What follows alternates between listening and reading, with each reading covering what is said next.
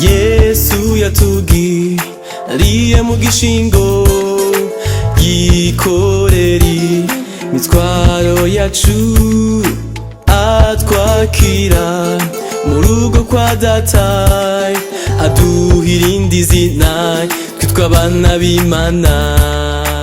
Yesu yatugiriye mu gishingo yikorera imitwaro yacu atwakira mu rugo kwa data aduha irindi zina twitwa abana b'Imana. Ngwino mugenzi wanje nawe umwizere, ngwino mugenzi wanje nawe umwakire, haguruka wiyambure ivyo vyagutebeje dufatanye urugendo ruja mw'ijuru. ngwino mugenzi wanje nawe Umwizere, ngwino mugenzi wanje nawe umwakire, haguruka wiyambure ivyo vyagutebeje dufatanye urugendo ruja mw'ijuru.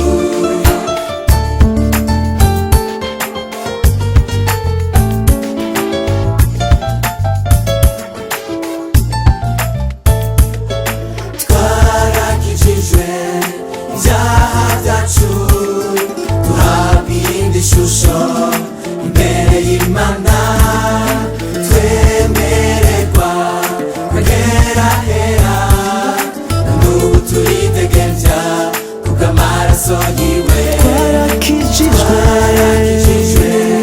ivyaha vyacu duhabwa iyindi shusho imbere y'Imana, twemererwa kwegera hera n'ubu turidegemvya kubw'amaraso yiwe.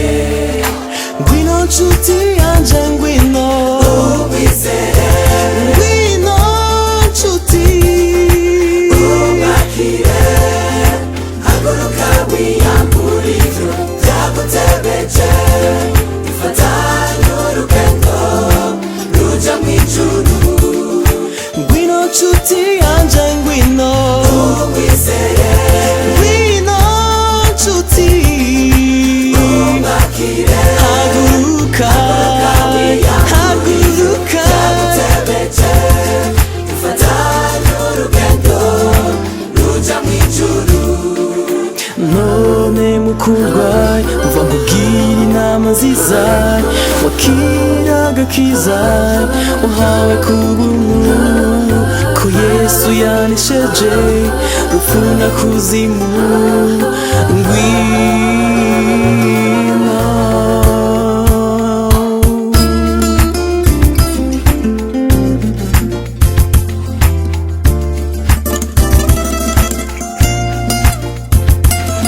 ngwino nshuti